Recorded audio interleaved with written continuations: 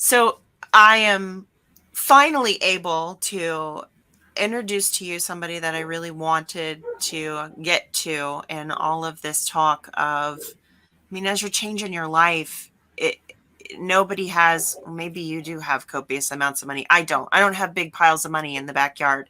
And it matters. The first thing that I hear people say when I want them to eat cleaner is, well, I can't afford to eat organic. And I think there are ways to eat organic and ways to eat things that are cleaner and to draw your line. But man, sometimes I just wish I could be the couponer, the shows that are out there where you get to the checkout and they pay you to take away the groceries.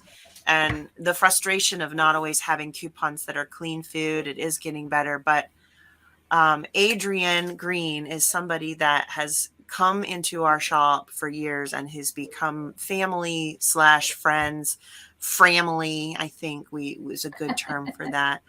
And listening to her over the years, I've picked up so many tips that I just needed. Adrienne, I needed to have you in this to share the benefit of your professional experience and also life experience. So I will pass it over to you to explain who you are, and then I will let you run with it. Wonderful. Thank you. It's a pleasure to be here. My name is Adrienne Greene. I am a busy mom of two young elementary age students. I am a full time working professional. I've worked in the marketing realm in B2B as well as B2C, which is to end users or customers area for about 15 plus years.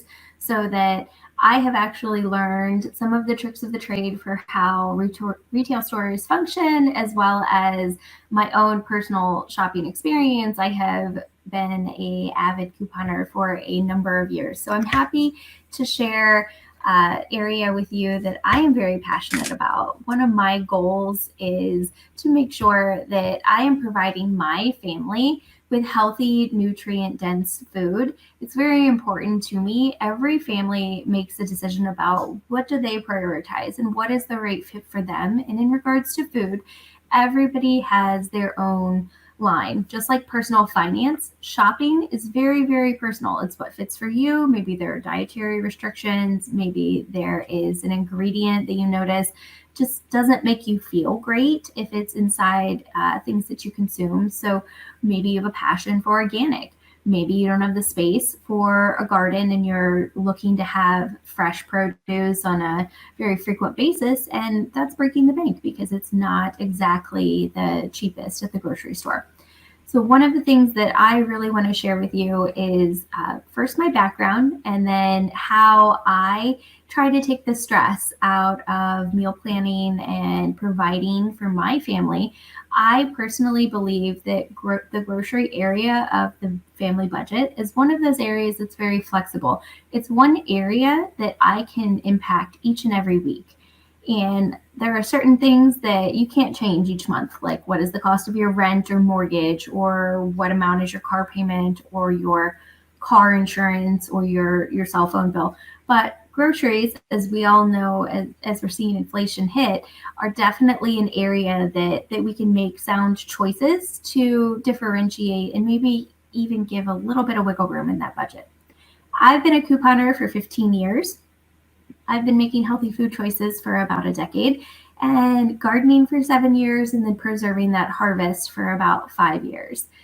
As I said, I'm a busy mom. We have two children who have many evening activities ranging from music lessons, dance or gymnastics to sports practices and games. So our family calendar is very full, and that is very tempting to go to the drive-through. What we're going to You're talk also a working mom, I right? am a working mom. I work 45 hours a week on a good week, and I am a PTO mom. I've been a PTO president for 3 years at our local elementary school. So it's very busy, and community involvement is very important, and we value volunteering in our family. So in that instance, we want to make sure that I can press the easy button on meals or grocery shopping, but still Our priority is healthy, nutrient dense food for our family. So I want to make sure that we can stay healthy and we can continue to maintain one of our major goals. So today, one of the agenda that we're going to go over is making a plan. And obviously, you know your family best. So what fits for your family isn't an exact match for another. So making sure that you have a plan that is a fit for you is the best way to make sure that you're able to sustain that. Also, the grocery store psychology. So I'm going to go over some of the tips and tricks from the retail world so that you can save time and money to your own benefit. Tips to save within the store, as well as apps that are of value and will help offset a little bit of your costs. And then where to buy besides the grocery store, if there's shortages, or what are the other options available. And then how to implement as well, because we want to make sure that what you take away today, you have a plan for how you can implement it in your daily life without being overwhelmed or stressed or frozen in decision paralysis. So we want to make sure that things are useful to you and you can take those items back to help your family. My hope is that you see a little bit of wiggle room in your budget. So the first thing we're going to talk about is making a plan and knowing what to shop for. You know your family best. Personally, for my family, there for a long time was a struggle at 5 p.m. What's for dinner? Should we just get drive-through because kids have practices and they're going to be all over the place? I don't know about your area, but in my area, there aren't a lot of drive-through restaurant options that are healthy and fit that nutrient dense guideline that our family has. So for us, making a plan is really the best way to stop that 5 p.m. decision paralysis of maybe the protein hasn't been thawed or we're rushing to get to practice and throwing a granola bar at the children or a protein bar. And one of the ways that we do that is, first off, every family has family favorite meals. I know that there's maybe grandma's lasagna or that pot roast that you've had forever or chicken noodle soup.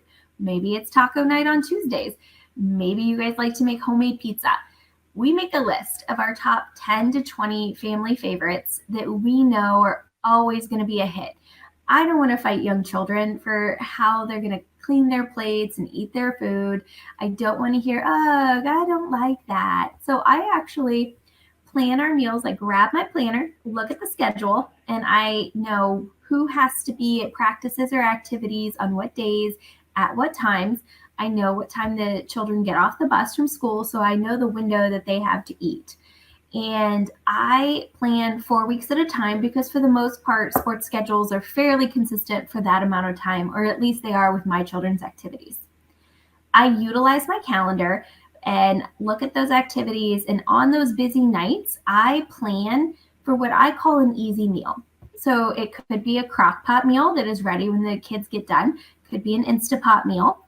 It could be a one pan or a one skillet meal that's been in the oven and cooked very quickly. It could be leftovers. It could be breakfast for dinner, or brinner, as my family calls it. And then I fill in the other 3 to 4 nights around it with our family favorites. And I try to reserve one night a week when we don't have an activity, and I pick a new recipe or a meal idea for variety. And that keeps my family from feeling that food rut of eating the same thing every single day. And there's always a night that we try to have leftovers to make sure that we're not wasting our food. The other tip that I also like to include is I bring the kids in. I ask every family member once a week, what is something that you would like to eat this week? And it might be somebody picks one fruit, like I would like pineapple this week, or my daughter may choose that she wants to have a Mexican food night. And then I can choose which meal fits for that, but it gives them buy-in and it makes them invested in what we're eating, and it helps prevent anybody from fighting about it, arguing, or to be frank, they're very young, whining. So I don't have time for that. And I take that information and I look at what do I need to make those meals. I make a grocery list. The biggest thing you should do first is know what's in your pantry or freezers, because that's food that you've already purchased and you don't want to waste those funds. You've spent valuable money, and let's make sure that that product does not go bad, get freezer burnt, pass an expiration date, or grow mold if it's vegetables in the back of your refrigerator. We've all bought that head of lettuce that just slowly shrinks in the back corner, and we want to pretend it's not there. And then after that, I look at the sales ad when I know what products I need. I look to see what's on sale and get meal ideas if I need an additional idea, as well as I look at my price book to know if the price is actually a sale price or if it's just a product that the store is trying to push inventory on. What's a price book? A price book is a handwritten or digital notes app where it's just a tracker. You're literally just tracking the item that you purchase often, the date, the store, and the price per ounce or unit. And you can find that right on the sales tag, right on the shelf. And the nice thing with that is that will help you to see which store is the best one for you to shop at with the best price for your product. And it also lets you know where in the sales cycle that product is, because you don't want to pay full price if you can avoid it. One of the other areas people often ask about is produce. So with produce, the EWG Association has a tracker that they use to track pesticide usage on produce. They have what's called the Clean 15 and the Dirty Dozen. The Dirty Dozen are products that have more pesticide residue on them. Those you can think of often as fruits or vegetables where you eat the flesh. Think about it like a nectarine, strawberries, any kind of berry. Oftentimes you'll see it on apples and peaches, those types of things. Clean 15 is often things that you don't eat the skin. So you're not going to eat the skin of a pineapple. You're not going to eat the skin on a potato usually, or an onion, garlic. You peel those things. So I have dropped the website here so you can decide. This does get updated on a semi-annual basis, and you can choose for yourself where is your line? What is an area that you value and what matters for you? So as I said, what fits for you may not be the same as somebody else, and that's okay because everybody makes the choice for their family. All right. The next thing we're going to talk about is the grocery store psychology. So the goal of any retail store, especially the grocery store, is to keep you inside the store as long as possible, because statistically, you will spend more. You will be tempted by ads or giant signage or large displays.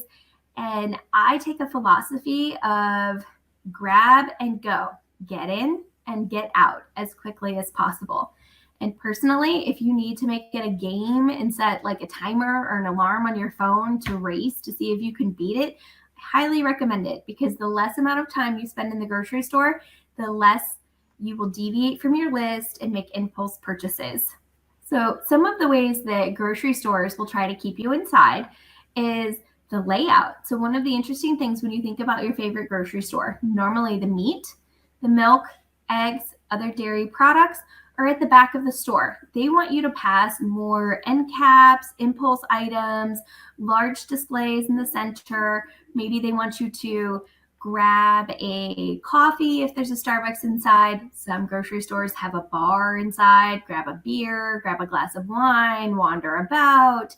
Some of them are putting in popcorn bars where they are going to entice you with the smell of popcorn so that you can munch on it as you walk through.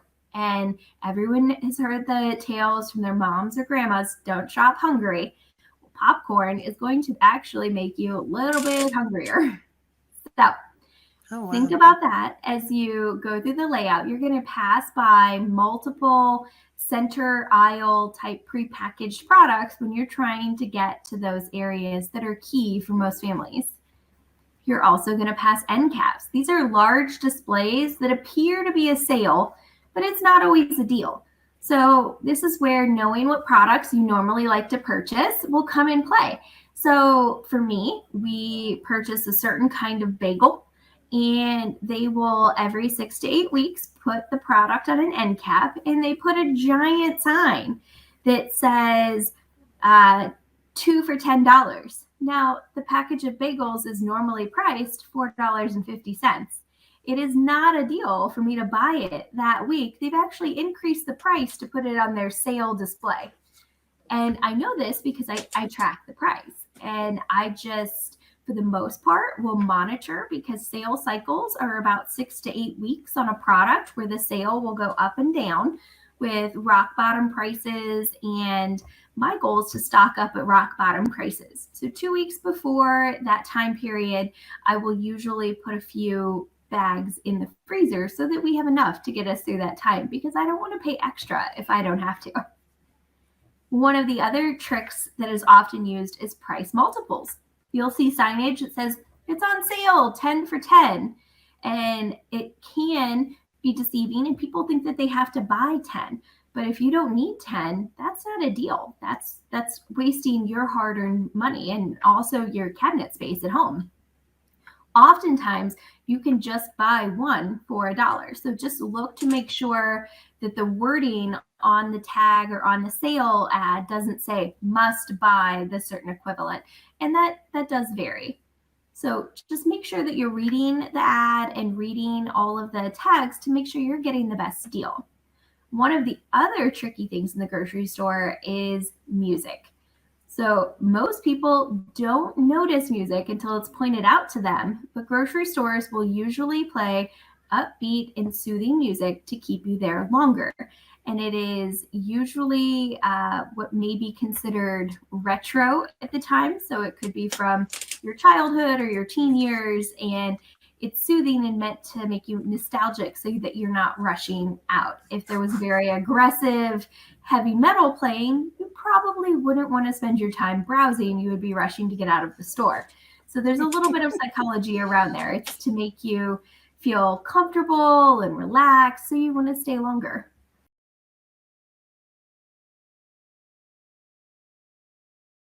All right, tips to save. So I believe in shopping the perimeter of your store. Your produce is on the perimeter.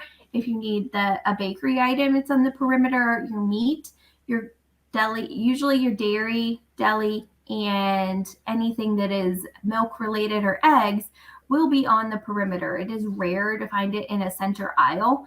That's usually construction based. Most of the time, the center aisles are reserved for prepackaged products. And oftentimes with prepackaged products, you are paying a lot for the branding and the packaging.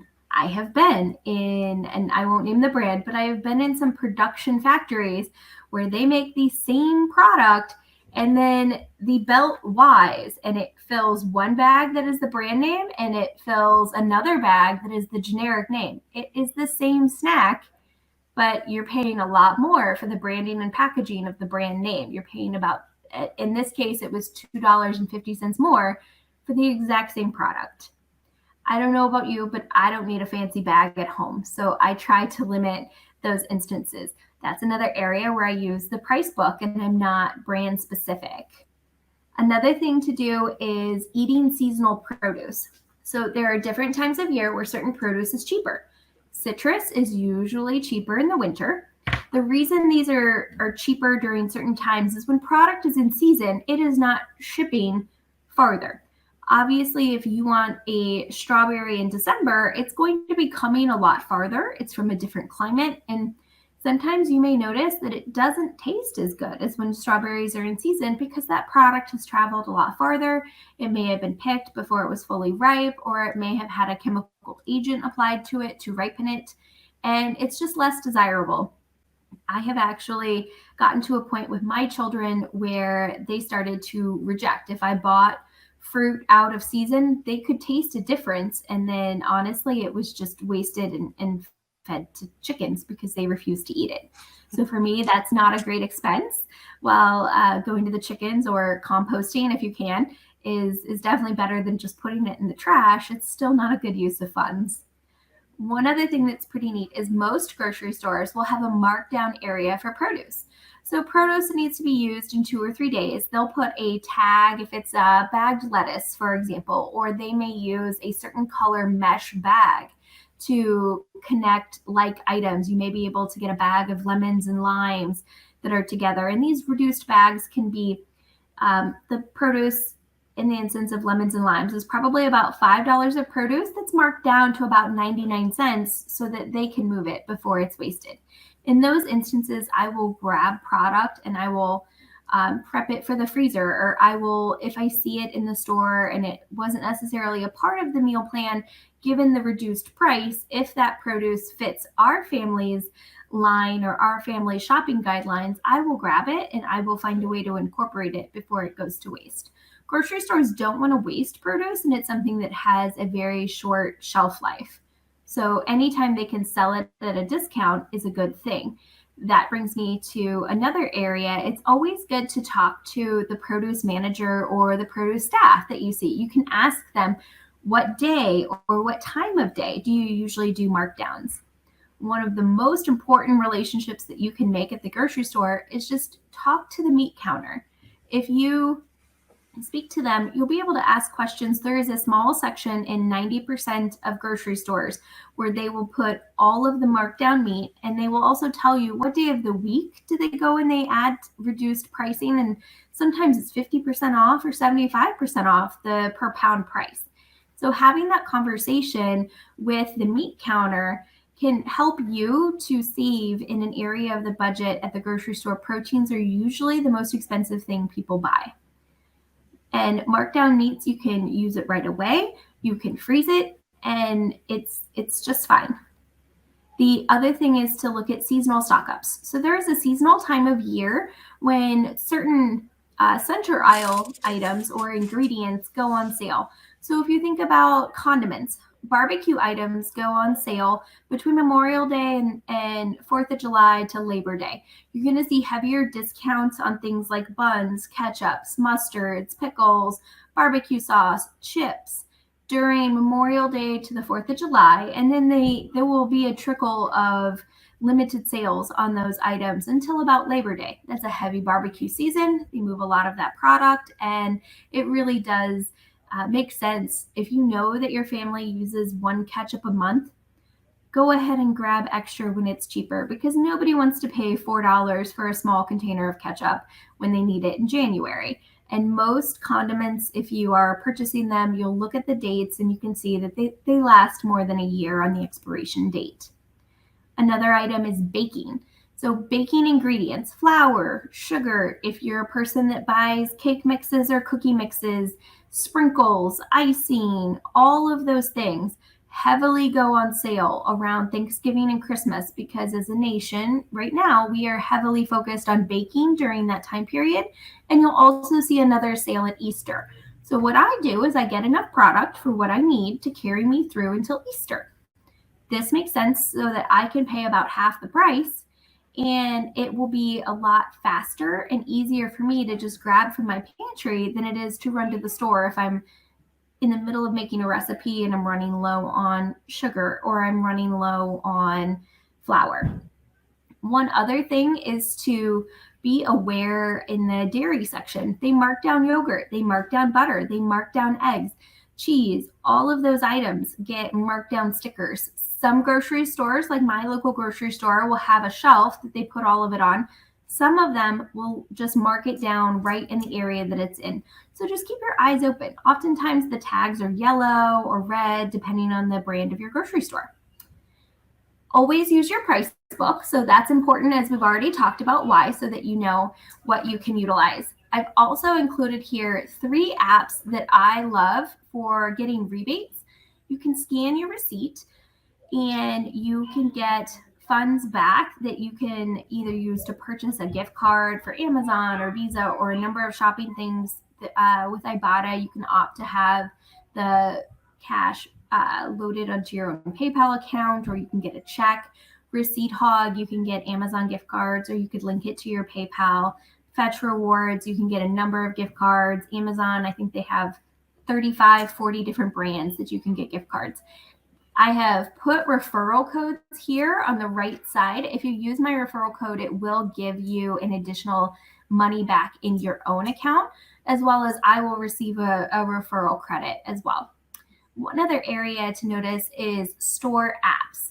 So store apps like Kroger, Meijer, Walmart, all kinds of grocery stores throughout the nation have their own app.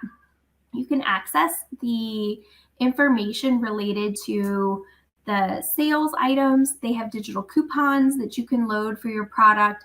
And one of the easy cheats that I do is most of their apps, you can type in your grocery list, and as that item pops up to add to cart, you can see if there's a coupon and you can just click it right then. So you don't have to sort through 300 or 400 coupons to see if there are any that fit your need. There are a number of other coupon apps that you can utilize.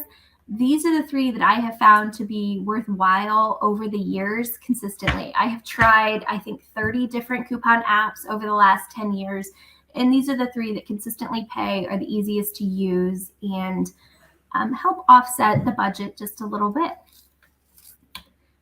All right. Now, my top 10 strategies at the grocery store. These I think are helpful if you implement even just one or two into your own personal week to week shopping or day to day shopping, however you choose to shop. Making a meal plan, as we've already talked about, and using up your pantry items. Knowing what you eat the most of and being flexible on brand, as we spoke about. Tracking prices in your price book or in a notes app to know when the lowest price is. Using digital coupons or paper coupons if they are still available on a product that you're purchasing, as well as rebate apps. One of the key things, if you see a sale, for example, when flour is on sale, there are a lot of people who go and buy it. And if a 5-pound bag is on sale for $1.99 and is usually $4, you usually would like to buy more than one. Let's say there's only one on the shelf. I go and get a rain check. I grab the one I need, and then I ask at the service desk for a rain check when they're out, since they're out of the sale item. A rain check, they will write the discounted price on there, and you tell them if you want 3 or 4. And then after the sale, when they are restocked on the product, you can go back and you can get your units at the reduced sale price. And if you don't ask, the answer is already no. So what does it hurt to take a minute to ask? Also, I always check the per ounce price on the shelf sticker to make sure that the size that I'm buying is the best value. There are some products now that are no longer cheapest per ounce price based off the larger box. So there are some instances where there's this thing called shrinkflation that's going on with products. So what that is when a brand may have been a 15-ounce box or carton at $2. Well, they will inch the price up 10, 20 cents, but at the same time, they will shrink the package size 1.5 ounces. So now you're paying 20 cents more and you're getting 1.5 ounces less. So it's really impacting you quite a bit. So you want to make sure that you're looking at the packaging and you're getting the best per ounce price, especially if there's a product that they may have 3 or 4 sizes on. One of the other areas is to look for the markdowns. You can find them in bakery, produce, dairy, as well as meat. And then speaking to the meat counter is really important to find out what day do they mark down, or do they like to do it in the morning. It's very helpful to you so that you can see an area of savings in one of the most expensive parts of a grocery budget. Oftentimes they will do it 2 to 3 times a week just because they have to make sure that they're cycling through all the expiration dates. They can't sell meat after it has passed that expiration date. Also, check your receipt. A register can overcharge or incorrectly charge you. 90% of stores have a price guarantee. Often, the first item that errors is free, just for you bringing it to their attention and being aware that they have a price guarantee. And then they will also correct the pricing on all the subsequent items. If I'm there on the first day when they're selling the flour on sale and I want to buy 4 at $1.99 and it rings up as $4, I will let them know, and I will get my first one for $4, my first $4 one free, and then I will get the other 3 for $1.99.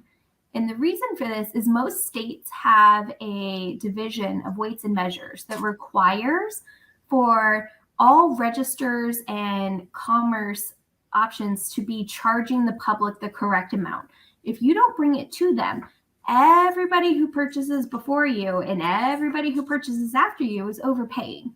So for me, it's worth that extra 30 seconds to raise, hit the help button if I'm at self-checkout and get that discount. Also, the free item is always nice. Also, I will, and if you're overcharged and you don't notice till you get home, go back to the service desk with your receipt the next time you're at the store. And they will, 90% of the time, they will make it right. I've only ever had one time in 15 years where they told me no, I had left the store and came back the next day and they would not resolve it. But that store also went out of business. So, customer service. Buying seasonally with sales cycles is also very helpful. One area that I didn't mention earlier is school supplies and individual snack items, like you will see in some kids' lunches, are cheapest at August and September. So I look at expiration dates. If there is a product that my children enjoy that fits our family's food criteria, and I will purchase extra of those for their lunch boxes and make sure that they get used before they expire so my food's not wasted. And as I said, if you've got a question, ask the manager, the service desk, or farmer. And if you don't, the answer's already no. So what does it hurt? Where to buy. So this is one of my favorite areas. There are a lot of areas you can purchase food outside of your regular grocery store. So you can go to farmers markets, farm stands, a local farmer, or a CSA box. I always start, especially if I would like to purchase a bulk amount of a certain type of produce for canning, I will always start a conversation with that farmer or the person working the farmer's market. And I will respectfully ask, I'm interested in a large quantity of tomatoes for canning. I'd like to buy 30 pounds. Do you have any reduced rates for volume purchases? And I never try to undercut or undersell a farmer who spent time, money, and effort to grow and bring this produce to market. I wait for them to make an offer, and 90% of the time, they will offer you a discount. It might be 20% off. It might be 50% off if it's at the end of the farmer's market and they don't want to take the product home and try to resell it or preserve it themselves. They may say no. I respect the no. And I thank them for their time, and I may still purchase from them, or I may look to see if there's a better discount at another one. My goal is not to undercut them. I want to be respectful of their time, but if there is a bulk volume discount, I want to take advantage of that. There's also options like home delivery. So there are things like Market Wagon. If you want local produce, local dairy, different products that maybe meat that are local to you and raised near you, it is a nationwide company that you can research online. You shop on a website. There may be 1 or 2 deliveries in your area, and it's delivered to your door. Some offer annual passes and coupons, which actually like prevent delivery fees, and you get $10 off a $20 purchase or 15 off 30, different incentives throughout the month that help offset those costs. There's also Instacart, Shipped, a few other local ones if you need. So this is an option if you're busy, but you still want to support local, but don't have time to go to the farmer's market or multiple farm stands in your area. Co-ops are very interesting. There are companies like Azure Standard where you can bulk buy items, and always, as I said, check the pricing to make sure it is what you want. They have a large amount of organic as well as conventional items. How that works is you place your order several weeks ahead of time, and then there is a semi truck that comes through your area on a delivery date. All of the people who've purchased assist to unload the product, and then they will go to they will unload the product, and they will go ahead and take the product off the truck, and you load it under your name, and you will go through and grab yours as soon as it's done, and you take it home, and you're good for the next month. Okay, the next item, there are low-cost grocery stores as well as big box club stores. So Sam's Club and Costco are areas that are big box stores where, again, I really encourage you to check the per ounce price to make sure it really is a deal. They do have subscription memberships that you need to maintain so that you can be a purchaser. They have discounts on meat, they have discounts on produce, and then you can get large packages of of meats, or you could get large packages of peanut butter or beans or rice, but look at the per ounce price to make sure it's a good deal for you. Low-cost stores have less variety, options, and brands to choose from. So Aldi's in some areas, you have to put a quarter in to get the cart, and you don't have your own bags, so they save money there. And so you need to bring, or they will charge you for brown paper bags or reusable grocery bags. There are also Amish stores if you're in areas that have an Amish community where you can bulk buy or buy at a discount. Of course, it is, again, less packaging to pay for, as well as restaurant supply options like GFS that you can also buy at a discounted rate. Those you can shop in. You don't have to be a restaurant or a business to shop there. They also offer an option to pre-order online if you so choose and just pick up in store. You can find local options with apps or websites. So I recommend utilizing, there are Facebook community groups, Nextdoor app groups, Craigslist. There's also websites like eatwild.com, Locavore, Farmstand, Simply Local, or realmilk.com. Or the Weston A. Price chapters can give you a list of local farms if you're trying to find a specific item, if you want to get pears locally and you don't want to purchase it. There are plenty of options to utilize the internet to get the information that fits best for you in your local area. How to easily implement change and save. Don't try to tackle everything at once. Choose 2 things to try for the month, quarter, or year, depending on the season of life you're in. Also, buy enough to get you through the product's price cycle at the rock bottom price. Do the math to know which unit or ounce size per price is the best for you. Always politely ask the manager, the service desk, or farmer for information on markdowns, rain checks, or if something's out of stock, or if there's a bulk or case discount. Oftentimes you can ask if you would like to buy 12 of a certain kind of soup that you eat every day for lunch. They'll have a case discount. It might be 10% off, but 10% is still a little bit extra. And if you don't ask, the answer is already no. That's all I have for you today. I hope that you can take these tips and tricks and to save a little bit of money in your budget. Thank you for joining us. So, Adrienne, I have a question. In thinking about the grocery store psychology, one of the things that I think about is taking kids with you to the grocery store. And I think that definitely can increase your budget. It can also increase your budget. Like if my mom takes my dad, because he's a little bit like a kid when he goes through the grocery store. Are there buying psychology built into the grocery stores for your kids and getting you to buy more stuff? There are so many temptations, and I like to utilize I leave my tempters at home if I can. My kids, and honestly, we have a running joke in our family that I can't afford for my husband to go to the grocery store.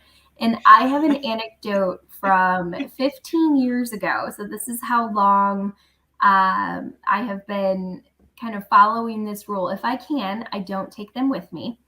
However, the grocery store, I went shopping with my husband on an 8 o'clock at night. This was before we had kids, and Oreos were $5. And my husband it was not on the grocery list. It was not something that he was interested in. We did not eat healthy options at this point in time. We were not well versed in healthy options or nutrient dense food. My husband went, he saw a giant display. It was a pyramid of Oreos and all the flavors that they were offering. And it was $5. And I had checked the grocery store app, and I knew that at midnight, Oreos in the exact same package were going on sale for $1.99. And I even offered, I said, do you need these? Yes, I want them. I need them. I'm going to have them tonight when I watch a movie. Okay, it's 8 o'clock at night. Sure. Are you sure? I'll come to the grocery store tomorrow morning on the way to work, and I will grab you your Oreos so you have them after work. No, I need them tonight. Okay. We get the Oreos, we pay $5. Pick your battles when you're married. And my husband proceeded to not open them for 3 days.